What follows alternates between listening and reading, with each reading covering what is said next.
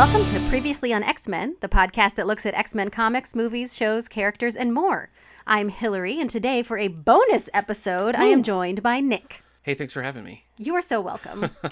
You know, I got to tell you that What If was one of my go-to comics as a child. Oh, I'm not surprised in the slightest. All right. Anything offbeat. That's true. All of the sidekicks. Yeah, I was a sidekick fan. I can't deny that. I can't deny it. Well, you're lucky because today we're talking about the What If Rogue Possessed the Power of Thor story from October in 1994. Did you know that this was a thing? No, actually. I think I had a lot more of the earlier issues than this, and I hadn't actually come across this before. It's really cool. I liked it too. It's a very strange one for them to do. Yeah, I hadn't heard about it, but it was actually suggested to us on Twitter by at Brinny Makiko, and as soon as I saw the cover, obviously I had to do it. Well, sure, of course. It's Rogue being Thor. And it kind of weirdly fits in with the episodes you and Eric just covered of the animated series. It does. Series, How too. is that for timing, Yeah, right? I love it. Okay, so this is number 66 in the second volume of the What If comics. Okay. It was written by Simon Furman. Art was by John Royal. And it's sort of an alternate take on Rogue's first appearance in Avengers Annual number 10, where she steals Ms. Marvel's powers and all that. Where she's like a weird old lady villain. She's like a weird old lady villain. In an all green jumpsuit. When we first see her. Okay. And this is like I find it, we'll get into it, but I find it to be a very interestingly done what if kind of a take. Okay. Yeah. So this was the second volume of What If. What's the story with the What If comics as the super fan? Yeah, well, they started in the late 70s, 77 it was, and they ran for a pretty long chunk of time, 47 issues until 84.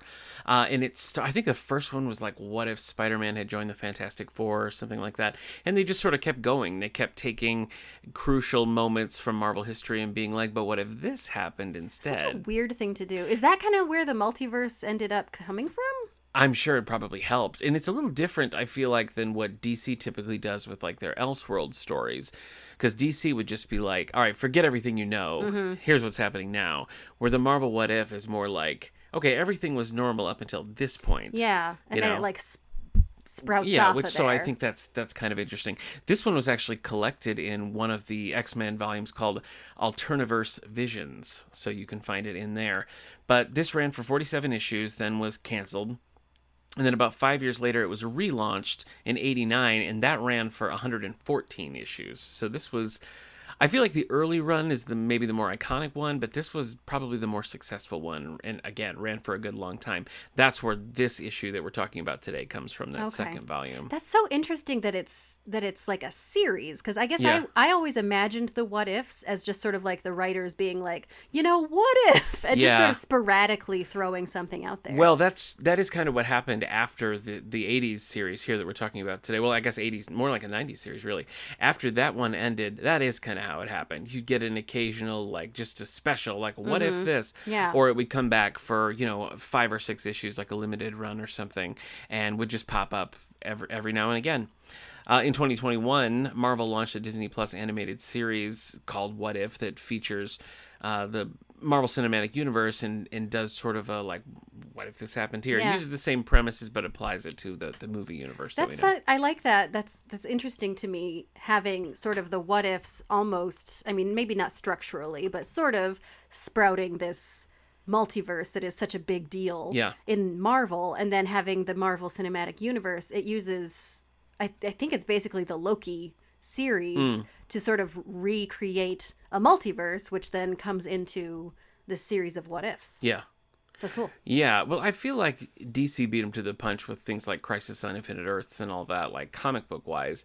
And lately, it seems like it's a race to do like who can do more multiverse tales. Yeah. Because Into the Spider-Verse, and of course, like CW adapted Crisis and the upcoming Flash movie with Michael Keaton coming back. I mean, there's just all sorts of stuff happening, and now with Loki kind of splintering this off. Do you think it was Into the Spider-Verse that really like gave him a kick in the pants to do the multiverse?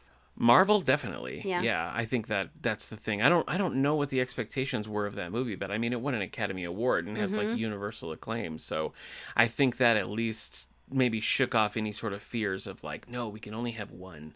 one thing at a time. DC was notorious about this in a Yeah. way that Marvel never was. Well, it was killed like, so many ideas Oh, for it what did. to do with the franchises. well, like Smallville, for example, like when Lois came on, it was like you could only have Lois for 1 or 2 episodes and there can't be any romance because Superman Returns was happening. Like as if anyone would be confused. Yeah. Or like the classic Bat embargo where because other Batman things were going on, no Batman characters could be used in Justice League outside of like Batman himself. And it's Boy, just like, I remember so why? much all of those different Why? shows being like, where's Batman? Yeah. Obviously Batman should be here. Right. It's very strange that Batman isn't showing up right now. Or And in- it's because of that. Or in Justice League, like outside of, maybe a one-off like Joker every now and then, they couldn't do it.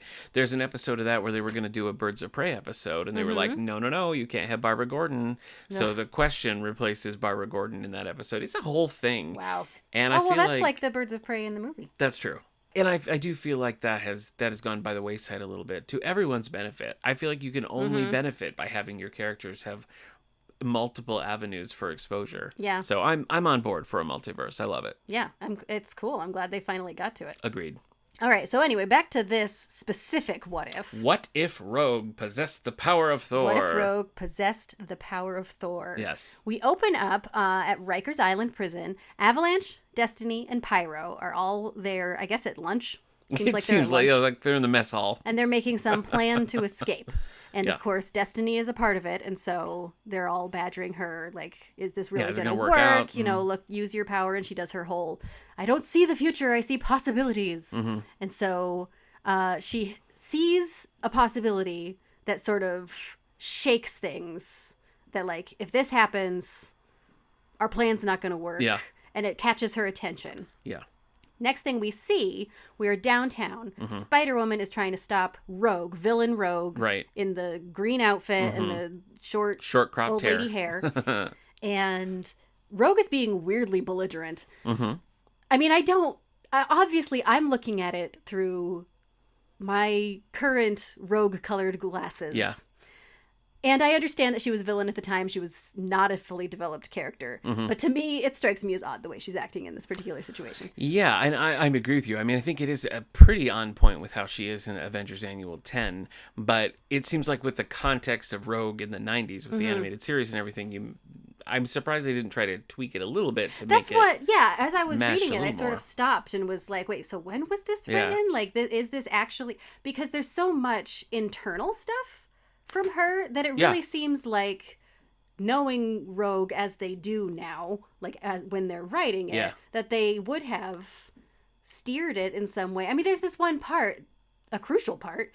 She's fighting Thor and has stolen some of his power. Right. And then she gets this point where Vision is coming after her, and she knows that he's going to do his little phasey thing Yes. and try to take her out. And she thinks, well, I could either, what was the one option? Just take him out? She could use him as a shield, basically. Okay. She chooses the taking more of Thor's power because it's more fun. Yeah. And that really stood out to me. Well, I don't even think that really gels with the way she talks in the rest of the...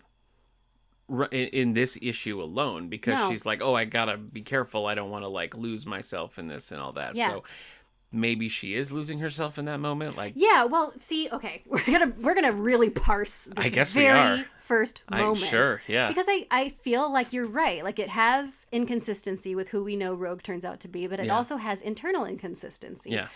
So she decides she's gonna take the rest of Thor's power. She doesn't Yes. want to take all of it. She knows what happened with Ms. Marvel. Right. But she thinks she can control it, so she holds on for a little bit longer.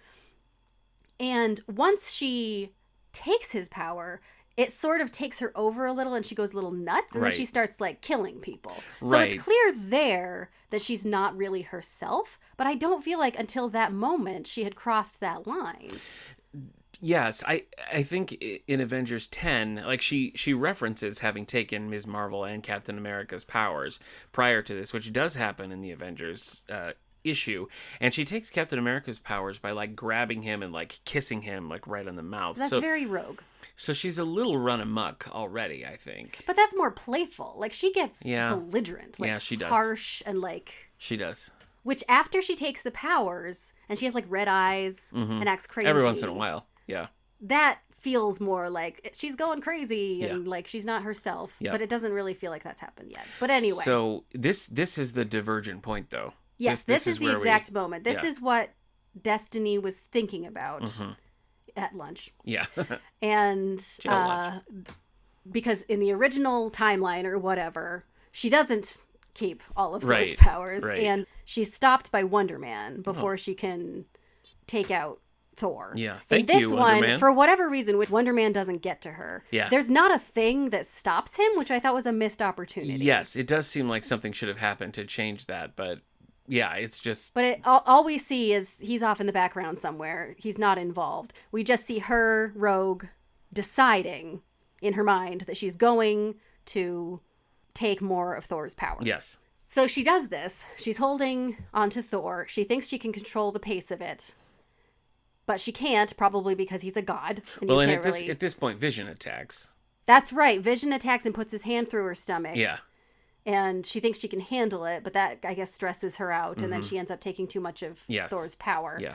And basically just, like, takes everything. Yes. Just like she does with Ms. Marvel. Although she seems to kill him. Vision? No. Thor. See, yes. Yeah, I think so. So I think she took more. I think so, yeah. I think she, like, just completely...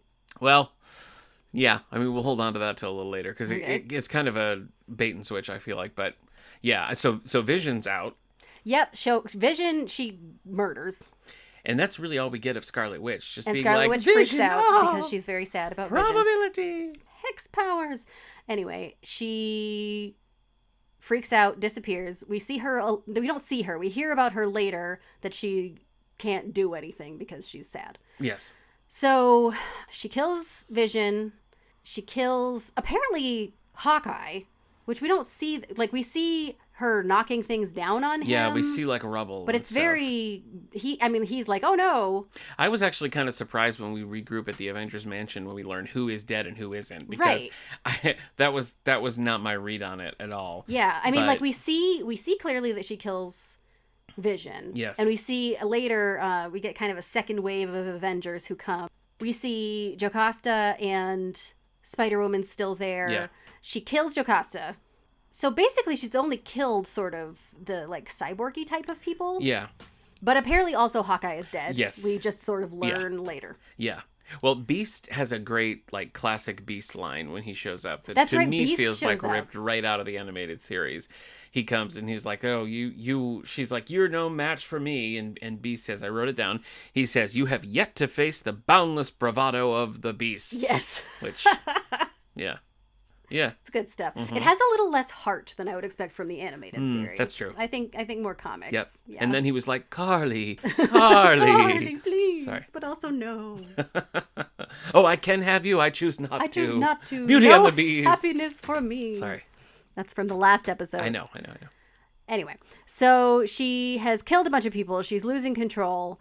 She starts talking in Thor dialect too. That's right. Yeah. Once she's taken him completely over, she starts this weird like combination of like the these and thous and also the y'alls. Yeah. Which is fun. And someone, I can't remember who, said, I think it's Wonder Man, says about that it just sounds like both of them, just completely intermixed. Yeah.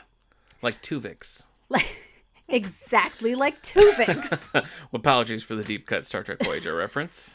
No apologies.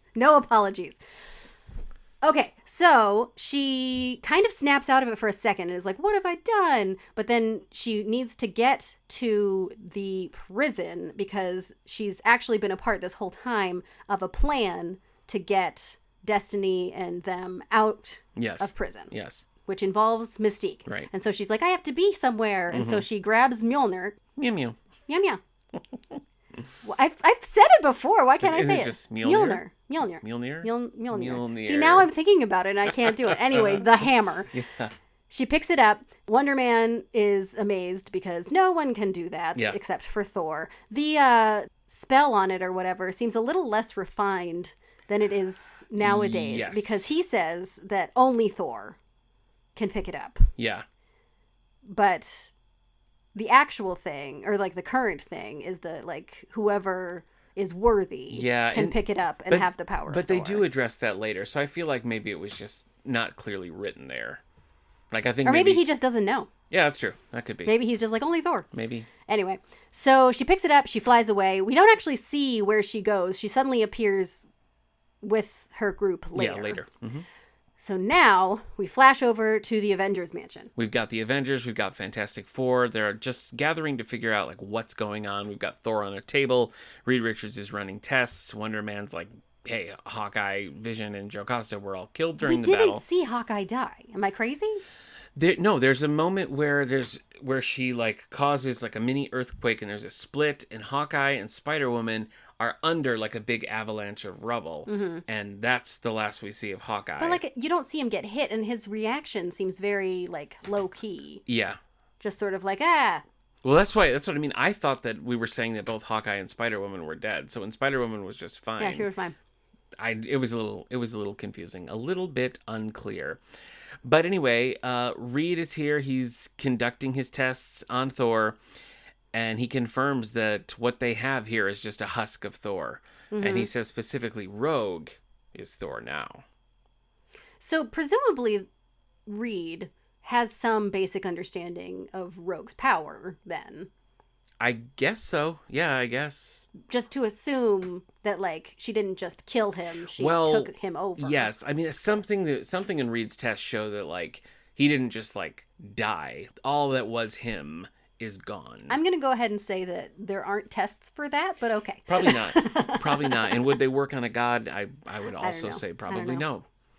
Then we're over in Asgard. We get a little bit of Asgard here. Up in here. Asgard, Odin is so sad. He's very sad, yeah. Because Thor is dead. It feels a little bit like he would understand what was happening, just like given the level of omniscience that they seem to give him, particularly in this issue, that I was surprised to hear him say that he had lost Thor. Yeah. Because it seems more like he would be aware that like Thor's consciousness was somewhere. Yes. Yeah, it does. It but does. Apparently not. He's very sad. Sif is with him, right? Yeah. She tells him to stop freaking out because he's breaking things, because he's, the god of all of that. Well, they want him to get Mjolnir back.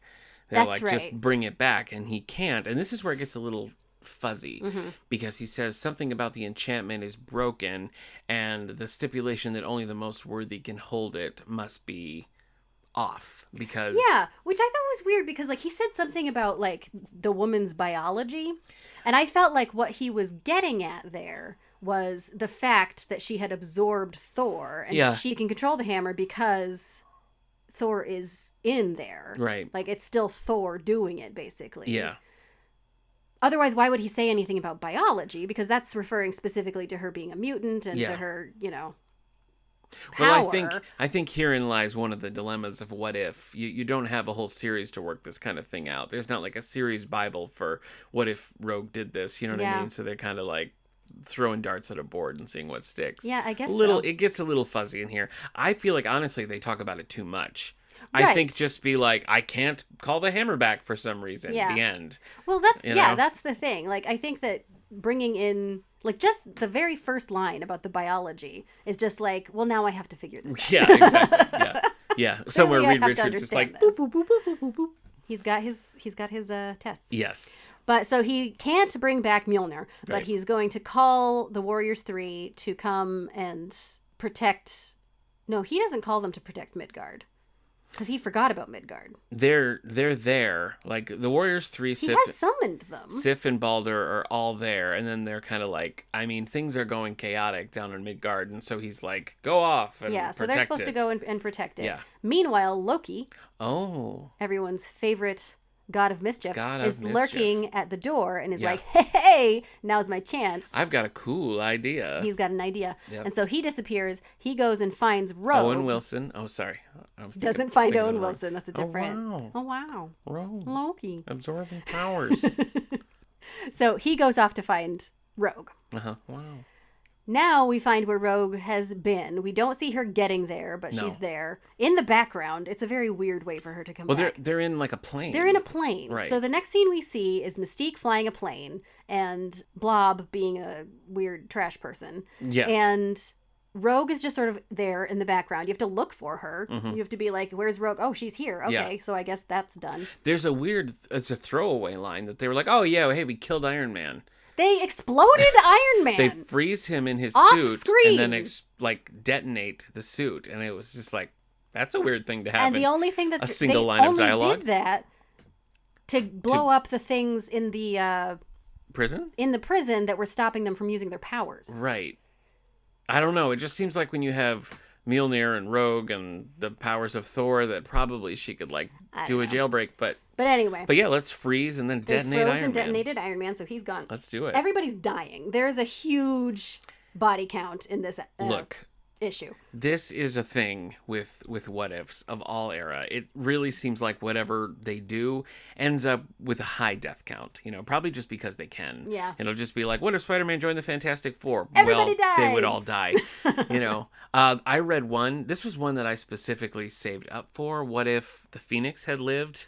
Oh boy. No one else does is the answer to that question. But it does tend to happen a lot when they have the freedom to just kill characters willy-nilly. They went for it. That makes sense. So Iron Man's dead. Iron Man's dead. The Brotherhood basically are escaping on a plane. Yes. What they call a converted jet. I don't know if that means... I'm not sure. You can take the top down in good weather? I guess. Okay. I mean, that's obviously where my mind immediately went. Yeah. But they're in the plane, and Blob just, is sleazy with Rogue, and she kills them all. I don't think it's her intention to kill them all. Blob is kind of like, I like this new outfit, and Mystique's like, okay, cool it. And Mystique's inner monologue is how she's concerned about Rogue, becoming less Rogue. Herself. Like she's getting farther and farther away as she's giving into the power. Blob can't take a hit and just keeps being like, we're gonna spend some fun time together. And Rogue blasts him out of the plane, and then Pyro's like, no, why? And Is this one Australian? Because sometimes he's Australian. Sometimes he's Australian. Most of the time he's British. Okay. And so then that happens, and yes, the plane goes down, and everyone, including Mystique, is dead, and Rogue is the sole survivor of the Brotherhood crashing down here. So she's devastated. Again, feels a little bit like a weird direction to go, but... Just them all dying? Yes. Well, I think the point is to get her to a place where she will go with Loki. Okay. So she's all sad and devastated and also hearing voices and confused. And I think that the level of the consciousness of Thor is way more than something she can process. And so that's a whole thing. She's freaking out. Then Loki comes in. Yeah. And he's like, oh, you must come with me. Plays up the come sister, really leans into the family angle. Yeah. And takes her off to Asgard, to some remote area of Asgard. Mm-hmm. And I guess keeps her there for a couple days, basically brainwashing her. Right. And she's having these dreams where Thor's memories are intermingling with her own. She's flashing back to the tangle with Ms. Marvel. She's got a lot going on mentally, and Loki is just taking full advantage of that. Yeah. So he's got her convinced, sort of. It doesn't even really seem like she fully believes it. To a level that is confusing. No, I think it's just kind of I don't have anything else. Yeah. And so... But he calls her sister, and he's got her believing that she's really a god, and that, the two of them were kicked out of Asgard, and we've got to go back and fight, and all this stuff. And she's just like, okay, yeah, sure, let's do it. Well, then we're basically back on Earth. We jump back to Earth for a little while, and the Warriors 3, Balder and Sif are all looking for Rogue, and they're like, oh, where are we going to find? And you don't see them, but off screen somebody's like, maybe we can help, and it's, it's Beast and the Avengers and things, as I assume. We don't actually see that. Right, because the next thing we see is a giant army rushing them. Yes, so, yeah, and then we're back in Asgard. And they've brought an army of someone. I don't know who. Well, it's monsters and stuff. I don't... Yeah, Loki gathered up some people while he was brainwashing Rogue. Yeah. And Rogue's just fully in it. She's fighting. She's killing people. She's taking down the Asgardian army.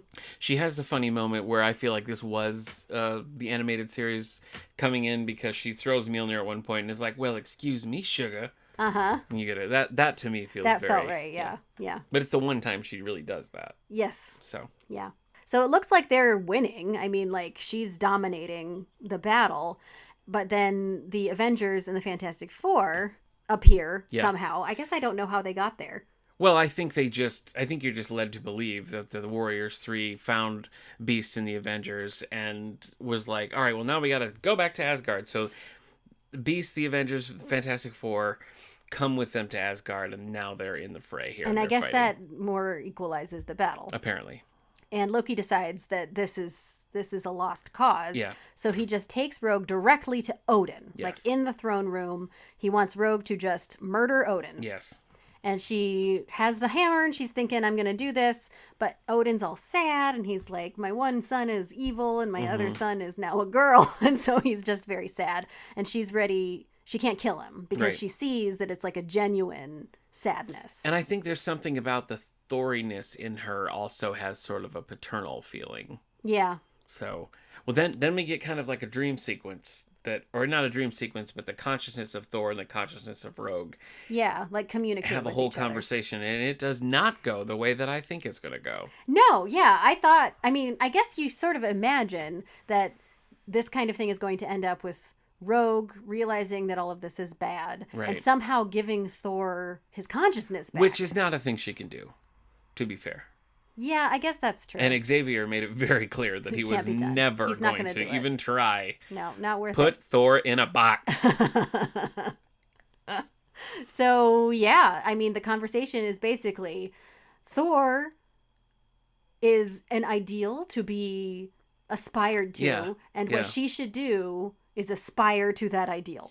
Yes. And she should become Thor. The new Thor. Yeah, and he says flat out that Mjolnir got it right, that it was always like she was the one who was meant to have it. Which is where it's more muddy, because like, which is it? It doesn't make any sense. Is it like the enchantment is broken, or is it that it was right because she really is worthy, not even because she is Thor? But she's not done a single thing that's like positive or right. No. Leading up to this. But I mean, maybe it's just like because it can tell that her heart is good. Well, maybe, but I just think like if having her like murder half of the Avengers and then she's like worthy. Murder all of the Brotherhood and then murder a bunch of Asgardians and then have her be like, yeah, you know what? I am pretty great. Yeah, I just think it's weird. a strange, like if that's where you're going to, I think you have to restructure the beginning or end it with her kind of like giving it up, but there's no transition. Or rising to it. She can still rise to it. Yeah. But saying that it's because she was already worthy is weird. And everybody seems to be pretty fine with it also. Yeah, ultimately she decides, I'm going to fight on the side of the Asgardians. I'm going to be Thor and, wins the battle and all of that is... Yeah, because as soon as this breaks, Loki's like, oh crap, okay, something just happened. We are not on the same side anymore. Right. And she, defeats him handily. And then she goes off and joins Beast and the others to... stop the rest of the horde that was coming to destroy Asgard. And Odin's very proud of her and is kind of fine with it. There's that line that's like, he was sad that he'd lost a son, but now he had gained a daughter. And I'm just like, in the same day, and everything is fine. Yeah. Yeah. I mean, Thor's still dead. I want to make that clear. Right. He's dead. Like, I thought at least it would even be that, like, the part of him that was in her would still live on or something, but it doesn't feel like that. It feels like she just replaced him. Do something where it's like the Thor's spirit is now part of Asgard flower. Or something. But there's nothing like that. Yeah. It's just kind of like put him in a Ziploc baggie in your heart. He's probably in that cement box. He probably is. Yeah. He and Ms. Marvel are having a great time. They'd be friends. I like to think so, sure. But yeah, so that's the end of that. The next thing we see, which I think was really cool, is we're back at Riker's Island, and this has all been Destiny's vision. Yes. It's not even like we have taken a peek into a multiverse thing where like another reality where this actually happens. This has all been just Destiny's vision that had distracted her at the beginning. Mm-hmm. It ends and she's like, whew, okay, so she didn't decide to do that. Everything's fine. Yeah. But, it ends, like the Rogue portion of it ends with her, like in full, it's like a combo, Rogue Thor regalia. Yeah. Flying through the air with Mjolnir. See, now I'm doing it. I know. You think about it and then you can't say it. And it's like, yes, Rogue is finally happy. She's found purpose. She's found peace. She's living her best life. And yes, Hawkeye and Thor and Vision and everybody's dead, but Rogue's happy. Well, that's what Destiny says. Yeah. Like I feel like more sad than not. I agree. Even though she would definitely die. Yeah, she's like, we all die, so I guess I should be happy that this didn't happen. But Rogue, who is always only looking for like her place to belong and a purpose in her life and like who she really is, found that in this vision of mine and won't ever have that. Yeah. And so she's sad. Yep. And that is sad. It is sad. I agree. So, I don't know. I thought that was a really cool way to end it. Having that frame for the story, I think, was really cool. Yeah, I think so too. What did you think of the issue overall? I liked it. I liked it a lot. I mean, Yeah. there are obvious things that were weaknesses. I mean, like, putting her in a position where she has the power of Thor is not really the same as having a strong female character, because Right. she's basically only at the mercy of her situation, being led around by men, those kinds of things. I'm surprised you didn't say anything about Hawkeye's sexism when he first pops on. I didn't see him. What did he do? Well, when they come upon Rogue and Thor fighting, Hawkeye's like, Thor's being beaten by a woman? Oh, wow. I don't know Yeah. if I skipped a page. I don't remember that Well, at it all. happens. It happens. Well, whatever. Anyway, obvious things like that Yeah. that are just forever weaknesses I of think the if- comic book world. I mean, if this was a start of a Thor, like Rogue as Thor series, I would have a lot of issues with a lot of the stuff that's just like, well, that doesn't make sense. You Yeah. should streamline that a little bit. But since this is it, this is the extent of it, I'm just kind of like, yeah, okay. What Yeah, if? I mean, just What as if? that's the like brilliance of a title like What If. Yeah. Because it just puts you in exactly the right mindset. Yeah. Because it's just sort of off the cuff, and like, let's all just sort of spitball ideas Yeah. about what might have happened, and you don't have that, you don't need that like continuity and things making sense. Have you read any of the Spider-Girl series where it's Peter's daughter, Mayday Parker, I don't who think is so. Spider-Woman? It came out in, I mean, there's multiple different ways to get it, but I used to get the digest size Spider-Girl comics. Mm-hmm. And that was a spin out of What If. Like they didn't just like, liked what it if so much? Spider-Man had a daughter and she was Spider-Girl, and everybody was like, that's cool. And so that spawned like a whole line. There was Spider-Girl, and then that spun off like a Fantastic Five thing, which was a little different, and kind of started its own pocket universe as a result of that. But That's most cool. of them were just kind of a little one-off story like this. Yeah. No, How did I'm it stack up with the others you've read? I think it's very much on par. I wasn't disappointed by it at all. I mean, it was a good. I haven't read any What If in quite a while, so it was a good reminder of like why they captured my imagination as a child, and it still did, because, it's interesting. Yeah. It's cool. So cool. no, I liked it. Thumbs up for me, I I think. agree. Yeah. I agree. All right. Well, that's our little bonus episode. Yeah. Hope you enjoyed it. I did. Our next episode, which I think we said would be our next episode in the previous That's episode. why this is a bonus. Okay. Our next episode for real will be the 2019 film Dark Phoenix. Oh, And I'm you're looking forward to you're lucky you get me on that one and not Eric, because he's a real I know. grumpy bear about Oh, I the know. Dark Phoenix. Yeah. But anyway, that's for next Yes. time. Yep. So if you have any thoughts on Dark Phoenix, any secret background information that you can share, Okay. All right. if they have it, we want to know. That's just it's a weird thing to ask for, but okay. Well, I was just thinking opinions, obviously, Yeah. but you never know. If there's anybody with inside information. Inside information, let me know. Yeah. Anyway, thank you to Prophetic Music for our theme song. You can find more about this show and others like it at our network's website, radiomeanwhile.com. Follow us on Twitter and give us your secret information at Previously on X. Please rate, subscribe, or share this show wherever you get your podcasts. Thanks so much. See you next time. Bye.